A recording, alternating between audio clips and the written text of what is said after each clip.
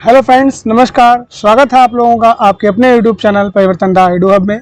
हम लोग UPT plus सी video री एग्जाम की तैयारी कर रहे हैं, जिसमें आपके कुछ ही दिन शेष बचे हैं।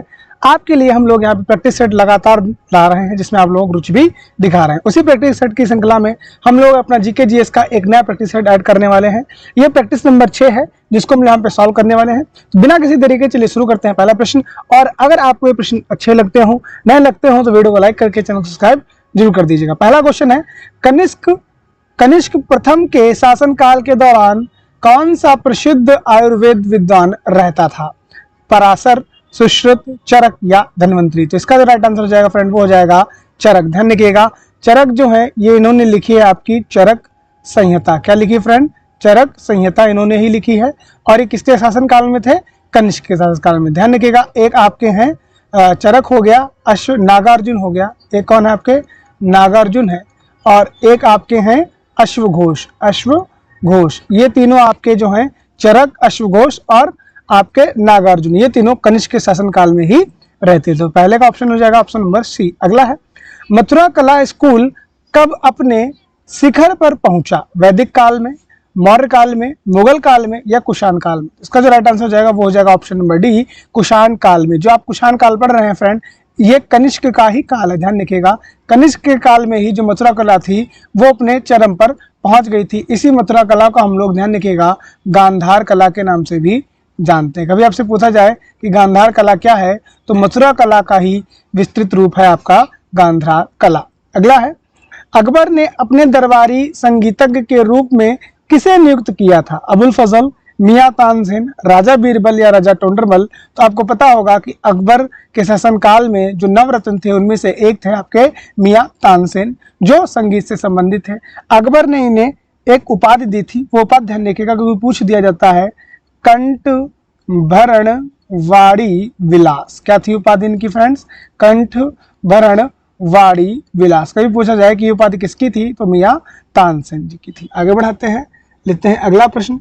104 नंबर, 105 नंबर, 106 नंबर। 104 नंबर प्रश्न है हमारा, इनमें से कौन सा मुगल सम्राट अनपढ़ था?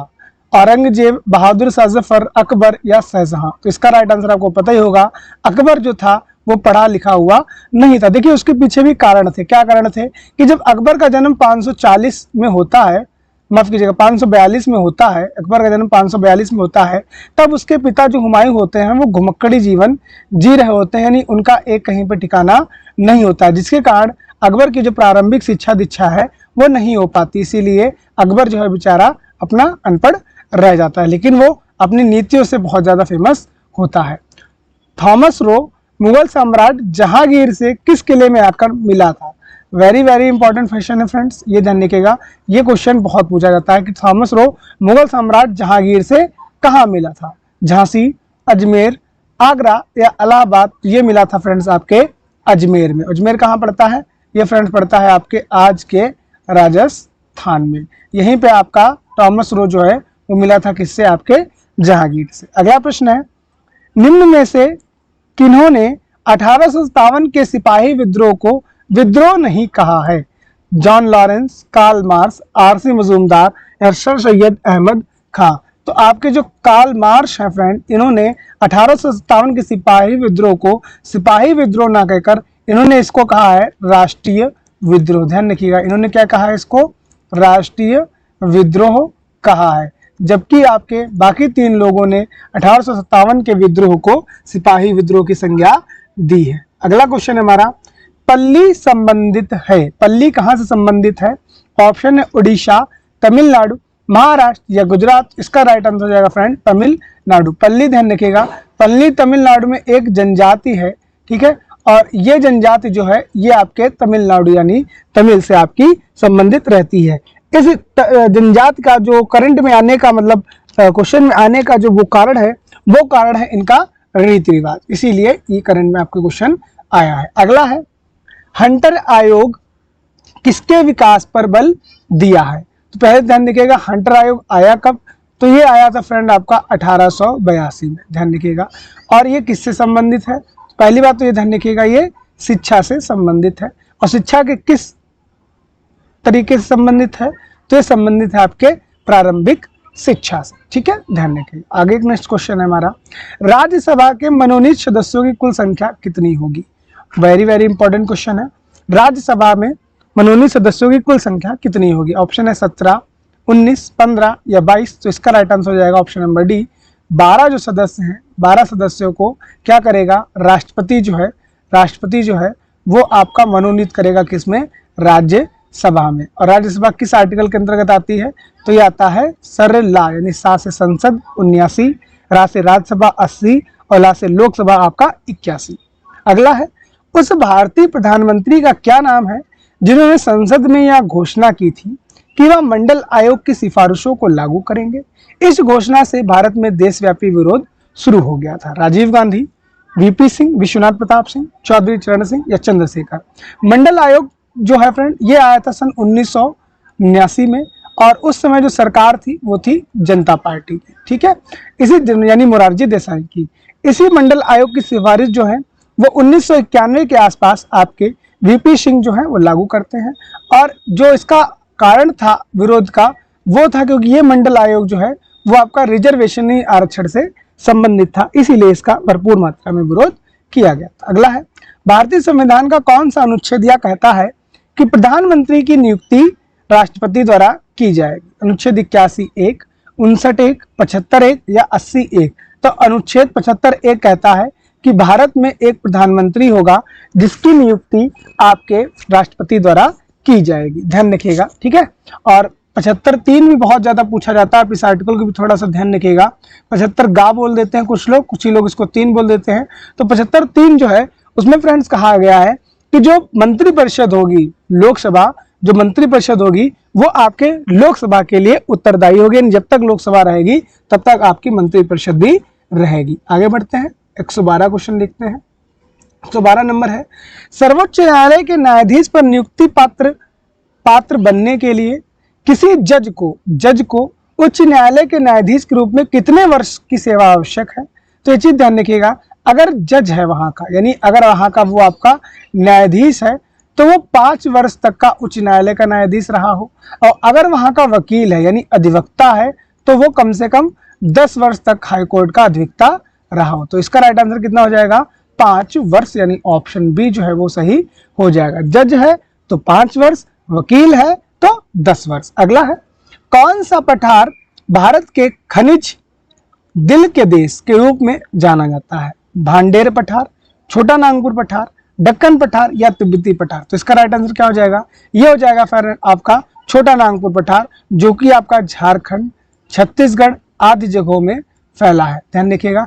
और ये आपका जो पठार है ये इसमें भरपूर मात्रा में खनिज जो है वो पाए जाते हैं, जैसे आपका कोयला है, अब्रक है, चांदी है, तांबा है, ये सब यहाँ पे मिलता है। अगला है, प्रायद्वीपीय पहाड़ी मैदान पठार की एक अनोखी विशेषता काली मिट्टी का क्षेत्र निम्नलिखित में से कौन सा है? छोटा नागपुर पठार, दक्कन ट्रैप, सिंगूर पठार या रोहतास पठार? देखिए, काली मिट्टी सबसे ज्यादा कहाँ पाई जाती है?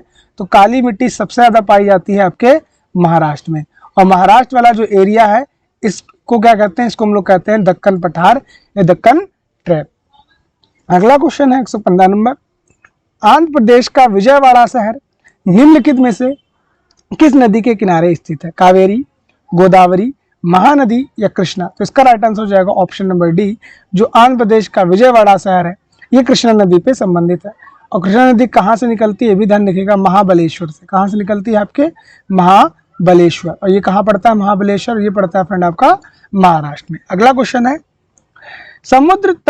समुद्र जल का औसतन खारापन कितना होता है? 2.5%, 3%, 3.5% या 4%? तो इसका राइट आंसर हो जाएगा ऑप्शन नंबर सी, 3.5%। ये ध्यान रखिएगा, समुद्र का जो खारा जल है वो 1000 मिलीलीटर पे मापा जाता है। अगला क्वेश्चन 117 नंबर है हमारा, विश्व का सबसे ऊंचा झरना स्थित है कनाडा में, गुयाना में, वेनेजुएला में या ऑस्ट्रेलिया में? तो ये तो आपको पता ही होगा, वेनेजुएला का एंजिल जलप्रपात। कौन सा है फ्रेंड? ध्यान रखिएगा नाम, एंजिल जलप्रपात जो है ये विश्व का सबसे ऊंचा जल प्रपात है।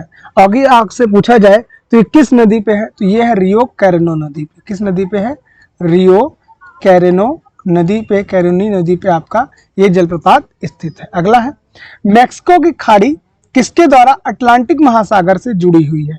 फ्लोरिडा की जल संधि, ओंटार्टो की जल संधि, कुक की जल संधि या डोवर की जल संधि? तो इसका जो राइट आंसर हो जाएगा वो हो जाएगा आपका फ्लोरिडा की जल संधि, जो आपके कैरेबियन सागर के आसपास है। ठीक, ये आपका अटलांटिक और मैक्सिको खाड़ी को आपस में जोड़ता है। आगे बढ़ते हैं, लेते हैं क्वेश्चन नंबर 119 नंबर क्वेश्चन है, वह स्थिति जब एक अर्थव्यवस्था में पैसे की आपूर्ति वस्तुओं और सेवाओं की आपूर्ति से अधिक हो जाती है, क्या कहलाती है? यानी आपके पास पैसा बहुत ज्यादा है लेकिन मार्केट में जो वस्तुएं हैं वो कमी है, तो ऐसे में क्या होता है, जो वस्तुओं का दाम होता है वो बढ़ जाता है और इस प्रकार की स्थिति को हम लोग क्या कहते हैं? मुद्रास्फीति कहते हैं। अगला है बिटकॉइन क्या है? तो ये तो आजकल बहुत फेमस है। बिटकॉइन जो है फ्रेंड, ये एक डिजिटल मुद्रा का रूप है। आप लोगों ने शायद बिटकॉइन देखा भी हो, ऐसे करके उसका सिंबल बन के आता है। अवमूल्यन का अर्थ क्या है? घरेलू मुद्रा के स्थान पर नई मुद्रा को लागू करना। चल पूंजी, अन्य देशों की मुद्रा की तुलना में घरेलू मुद्रा का मान कम करना या घरेलू मुद्रा का मान बढ़ाना। तो अवमूल्यन का अर्थ होता है अन्य देशों की मुद्रा में अपनी जो घरेलू मुद्रा होता है उसका मान कम करना। अगला है उत्तर प्रदेश राज्य कब अस्तित्व में आया? तो ये आया था फ्रेंड 1 अप्रैल 1937 को। ध्यान रखिएगा, 1 अप्रैल 1937 को उत्तर प्रदेश राज्य जो है वो आपका अस्तित्व में आता है। और उत्तर प्रदेश दिवस कब मनाया जाता है? कभी ध्यान पूछ दिया जाए आपसे कि उत्तर प्रदेश दिवस कब मनाया जाता है, तो ये मनाया जाता है 24 जनवरी को। ध्यान रखिएगा। अगला है प्रसिद्ध चरकुला नृत्य कहाँ से संबंधित है? देखिए, नृत्य से प्रश्न तो आपका आएगा ही आएगा। तो प्रसिद्ध चरकुला नृत्य कहाँ संबंधित है? तो ये संबंधित है फ्रेंड आपके ब्रजभूमि से। ध्यान रखिएगा। इस नृत्य में क्या किया जाता है, थोड़ा सा मैं बता देता हूँ। पहली बात तो 7 मटके रखे जाते हैं, एक के ऊपर एक मटके रखे जाते हैं और इन 7 मटकों में 108 दिए बैलेंस किए जाते हैं, यानी बहुत ही एक कठिन नृत्य आपका ये होता है। नेक्स्ट है निम्नलिखित में से कौन सा उत्तर प्रदेश का लोक नृत्य नहीं है? रामलीला, रासलीला, अहिर नृत्य या गिद्ध नृत्य? तो गिद्ध नृत्य जो है फ्रेंड ये आपका पंजाब का है। ध्यान रखिएगा, जिसे हम लोग गिद्दा कहते हैं। उत्तर प्रदेश में निम्नलिखित में से किस जिले में प्रतिवर्ष बटेश्वर मेला आयोजित किया जाता है? वेरी वेरी इंपॉर्टेंट क्वेश्चन है फ्रेंड। बटेश्वर मेला कहाँ आयोजित किया जाता है? तो आयोजित किया जाता है फ्रेंड आपके आगरा में। ध्यान रखिएगा। और ये एक प्रकार का बटेश्वर मेला जो है फ्रेंड एक प्रकार का पशु मेला है। पहली बात तो ये ध्यान रखिए, कैसा मेला है, कभी आपसे कोई पूछ दे तो बता दीजिएगा उसको कि एक प्रकार का पशु मेला है। अगला है उत्तर प्रदेश में गढ़ मेला प्रतिवर्ष कहाँ आयोजित किया जाता है? तो ये आयोजित किया जाता है गढ़ मुक्तेश्वर। और ये कहाँ पड़ता है? ये पड़ता है फ्रेंड आपका हापुड़ में। कहाँ पड़ता है? हापुड़ में। हापुड़ बारे में मैंने एक चीज बताई थी, एरिया में सबसे कम, यानी यूपी का वह जिला जो एरिया में सबसे कम है वो कौन है? आपका हापुड़। और अगर हापुड़ आपको नहीं दिया है तो कौन हो जाएगा? तो हो जाएगा आपका संत रविदास नगर या आपका भदोही। अगला है निम्नलिखित में से जिला और मुख्यालय वाले जोड़ी का चयन कीजिए जो कि गलत है। अमेठी का गौरीगंज बिल्कुल सही है, कुशीनगर का पंडरौना ये भी सही है, सोनभद्र का रॉबर्ट्सगंज ये भी सही है, कौशाम्बी का वैशाली ये नहीं है। कौशाम्बी का फ्रेंड हो जाएगा आपका मंझनपुर। ध्यान रखिएगा, क्या हो जाएगा आपका? कौशाम्बी का मंझनपुर। नेक्स्ट क्वेश्चन है वर्ष 2011 की जनगणना के अनुसार उत्तर प्रदेश की जनसंख्या का वृद्धि प्रतिशत कितना रहा? तो ये था फ्रेंड आपका 20.23%। ध्यान रखिएगा। मौजूदा समय में 25 करोड़ प्लस जनसंख्या किसकी है? यूपी की अकेले आपकी होती है। आगे बढ़े, क्वेश्चन नंबर 129 है कैलिस्टो, एम्प्टी, एरियल और सेंचुरी। कैलिस्टो, एम्प्टी, एरियल और सेंचुरी विभिन्न प्रकार के क्या हैं? देखिए, मुझे बाकी तो नहीं पता, मुझे एरियल के बारे में जानकारी है कि एरियल और एरियल बैग जो होते हैं ये आपके कंप्यूटर के एक प्रकार के फॉन्ट होते हैं। जैसे मैं अभी मोटा मोटा लिखूंगा तो ये हो जाएगा आपका एरियल ब्लैक, अभी मैंने नॉर्मल लिखा तो ये हो जाएगा आपका एरियल। नेक्स्ट क्वेश्चन है निम्न में से कौन सा इंटरनेट तक एक पहुंच प्रदान करता है? तो ये कौन है? ये आपका ISP यानी इंटरनेट सर्विस प्रोवाइडर। कौन है? Internet service provider. ये क्या करता है? आपका इंटरनेट तक आपकी पहुंच प्रदान करता है। नेक्स्ट है निम्न में से कौन सा समूह MS Excel के इनसाइड टैब में मौजूद नहीं होता है? रेखांकन, आर्टिकल, लिंक या प्रतीक? तो इसका जो क्वेश्चन राइट आंसर हो जाएगा फ्रेंड वो हो जाएगा आपका आर्टिकल। जो आर्टिकल होता है ये आपका इंसर्ट टैब में मौजूद नहीं होता है। अगला है, अस्थायी रूप से संग्रहित डाटा के लिए उपयोग किए जाने वाला शब्द क्या है? विविध डाटा, कैश डाटा, चुनिंदा डाटा या टेम्पो डाटा? तो अस्थायी रूप का जो डाटा होता है फ्रेंड, इसको हम लोग कैश डाटा कहते हैं, यानी ऑप्शन बी जो है सही जवाब इसका हो जाएगा। अगला है, निम्नलिखित में से कौन एक प्राइमरी स्टोरेज डिवाइस है? वेरी वेरी इंपॉर्टेंट क्वेश्चन है फ्रेंड।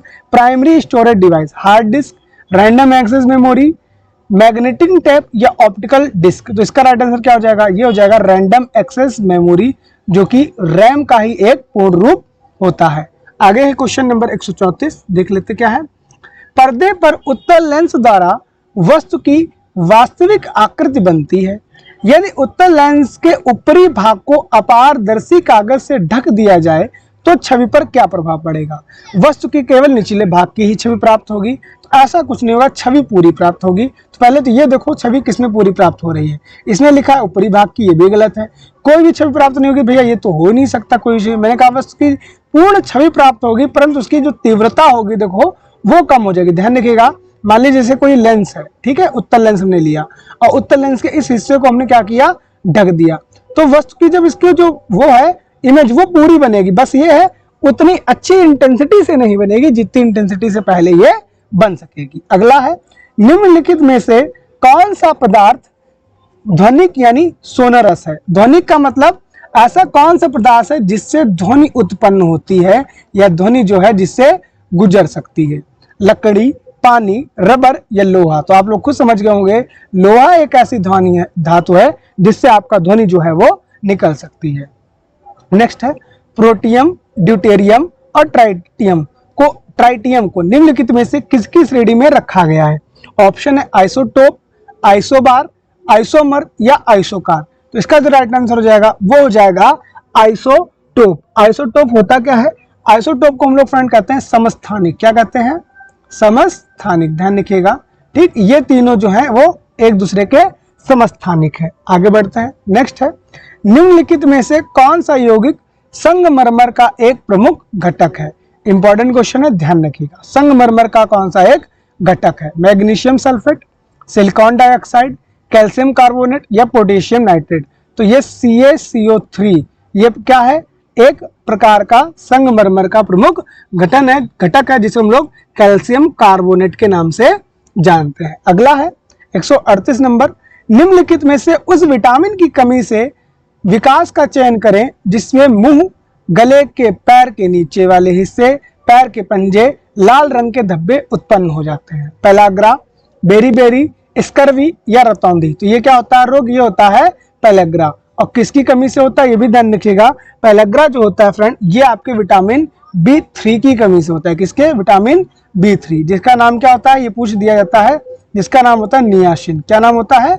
नियासिन। अगला है, विटामिन B2 का नाम बताइए। देखिए विटामिन B जो है वो खुद में एक कॉम्प्लेक्स है जिसमें vitamin B1, B2, B3, B4, B5, B7, B9 and B12 आते हैं। तो विटामिन B2 का नाम पूछा है थायमिन, रेटिनॉल, एस्कॉर्बिक एसिड या राइबोफ्लाविन? तो इसका राइट आंसर क्या हो जाएगा? ये हो जाएगा फ्रेंड आपका रेटिनॉल। ठीक है, आगे बढ़ते हैं, नेक्स्ट क्वेश्चन लेते हैं। अगला प्रश्न हमारा है 140 नंबर। महात्मा गांधी द्वारा भारतीय राष्ट्रीय कांग्रेस के कितने अधिवेशनों का सभापतित्व किया गया? इंपॉर्टेंट क्वेश्चन है क्योंकि कंफ्यूज करता है, क्योंकि गांधी जी बहुत बड़े नेता थे। पहली बात तो ये ध्यान रखिएगा, ठीक। गांधी जी ने सिर्फ एक ही बार, मैं फिर से बोल रहा हूं, सिर्फ एक ही बार, और कब? 1924 के बेलगांव अधिवेशन। कोई पूछे तो बता दीजिएगा, बेलगांव अधिवेशन कहां पड़ता है आपका? कर्नाटक में। सिर्फ एक ही बार कांग्रेस का क्या किया है इन्होंने? सिर्फ नेतृत्व अध्यक्षता एक ही बार की है। अगला है, प्रतिवर्ष अंतरराष्ट्रीय महिला दिवस कब मनाया जाता है? 1 मार्च, 8 मार्च, 10 मार्च या 20 मार्च? तो अंतरराष्ट्रीय महिला दिवस मनाया जाता है 8 मार्च को। वही पूछा जाए राष्ट्रीय महिला दिवस, क्या पूछा जाए फ्रेंड? राष्ट्रीय महिला दिवस। तो इसे भी आप ध्यान रखिएगा, राष्ट्रीय महिला दिवस जो है फ्रेंड, ये सरोजिनी नायडू की जयंती 13 फरवरी को मनाया जाता है। वर्ष 2021 में world games athlete of the year पुरस्कार किसने जीता है? विराट कोहली, नीरज चोपड़ा, मनप्रीत सिंह, तो PR श्रीजेश। हॉकी के जो आपके विकेट कीपर हैं PR श्रीजेश, इन्हें world athlete games of the year का पुरस्कार मिल चुका है। इससे पहले रानी रामपाल को मिला था। अगला है, वर्ष जून 2022 में किसे राष्ट्रीय जांच agency NIA national intelligence agency का नया प्रमुख बनाया गया है? तो ये बनाया गया है दिनकर गुप्ता को। ध्यान रखिए, किसे बनाया गया है? दिनकर गुप्ता को। अगला है, वर्ष 2022 में भारत के पहले 99.999% शुद्ध हाइड्रोजन पायलट संयंत्र की शुरुआत कहाँ की गई है? Very very important question friend, ध्यान रखिएगा। भारत का पहला हाइड्रोजन संयंत्र कहाँ लगाया गया? तो ये लगाया गया जोरहाट में। और जोरहाट कहाँ पड़ता है? ये पड़ता है फ्रेंड आपका असम में। ध्यान रखिएगा, भारत ने जो है, भारत इसी साल आपका क्या चलाने वाला है? हाइड्रोजन ट्रेन चलाने वाला है, जिसका नाम क्या रखेगा? वंदे मेट्रो। दिसंबर 2023 से हम लोग ये ट्रेन जो है वो उसका परीक्षण जो है शुरू कर देंगे, ठीक। और कालका से शिमला, कहाँ तक चलाएंगे? कालका से शिमला तक। ये चीज ध्यान रखिएगा, हालांकि ये भी पूछना नहीं चाहिए, लेकिन ध्यान रखिएगा। उत्तर प्रदेश के किस शहर में स्किल इंडिया अंतर्राष्ट्रीय केंद्र की स्थापना की गई है? तो ये फ्रेंड की गई है आपके वाराणसी में, स्किल इंडिया अंतर्राष्ट्रीय केंद्र। अगला है, जून 2022 में कौन भारतीय प्रेस परिषद की पहली महिला अध्यक्ष बन गई है? अब ये क्वेश्चन इंपॉर्टेंट हो गया, क्यों? एक तो भारतीय प्रेस परिषद है जिसकी स्थिति बहुत ज्यादा खराब है, और उसकी पहली महिला अध्यक्ष भी बना दी गई है। तो ये कौन है? ये है फ्रेंड आपकी न्यायमूर्ति रंजना प्रकाश देसाई। और भारत की इस समय प्रेस में स्थिति कितनी है? तो वो है फ्रेंड 161वीं। समझ गए कि कितनी बुरी स्थिति में प्रेस है आपका, ठीक। आगे है, अप्रैल 2022 में पहला लता दीनानाथ मंगेशकर पुरस्कार किसे दिया गया? AR रहमान, आनंद मिलिंद, अमित शाह, नरेंद्र मोदी। तो पहला पुरस्कार जो है ये नरेंद्र मोदी को दिया गया, और अभी दूसरा दिया जा चुका है, ये आपके लता मंगेशकर की बहन आशा भोसले। किसे दिया गया है? ध्यान रखिएगा, दूसरा जो है वो किसे दिया गया है? आशा भोसले जी को दिया गया है। किस देश ने पुरुष की बैडमिंटन टीम प्रतियोगिता थॉमस कप 2022 का खिताब जीता है? तो गर्व से कहो, हम हैं इंडिया वाले, जिन्होंने इंडोनेशिया यानी जो चैंपियन थी पहले, उसको हराकर हम लोगों ने मई 2022 में ये खिताब जीता था। आगे है क्वेश्चन नंबर 149, भारत में जैव विविधता की दृष्टि से संतृप्त क्षेत्र निम्नलिखित में से कौन सा है? पूर्वी घाट, पश्चिमी घाट, थार का रेगिस्तान या बंगाल की खाड़ी? तो ये फ्रेंड आपका पश्चिमी घाट। कहाँ पड़ता है? ये वाला जो एरिया है ये आपका पूरा पश्चिमी घाट है, ध्यान रखिएगा। और ये जैव विविधता की दृष्टि से बहुत ही अनुकूल है। अगला है, ओजोन परत संरक्षण दिवस कब मनाया जाता है? तो ये मनाया जाता है फ्रेंड आपका 16 सितंबर से। ये चीज ध्यान रखिएगा, और ये आपका एक इंपॉर्टेंट रहता है फ्रेंड। ये हम लोगों ने 50 क्वेश्चन कवर किए हैं, तो आप लोग अपनी मेहनत दम लगा के करते रहिए। पता नहीं कौन सा क्वेश्चन आपको यहाँ से मिल जाए। अगर आपको एक क्वेश्चन तक का फायदा इन 50 क्वेश्चन से होता है, तो हो सकता है वो क्वेश्चन आपका सिलेक्शन का ही मतलब वो बन जाए कि या तो सिलेक्शन दे सकता है या तो सिलेक्शन छीन सकता है। तो इसको मैंने पहले बोला है, बहुत ज्यादा टाइम मत दीजिए, आप 2x पे लगाइए, कानों में एक बढ़िया से ईयरफोन लगाइए और शांति से देखते देखते इसको सुन लीजिए। एक बार देखिए, दोबारा फिर देखिए, आपको देखना बिल्कुल अच्छे से चीजें तैयार हो जाएंगी। तो मिलते हैं नेक्स्ट वीडियो में, तब तक आप सभी लोग अपनी मेहनत जारी रखिएगा। आप सभी लोगों का धन्यवाद।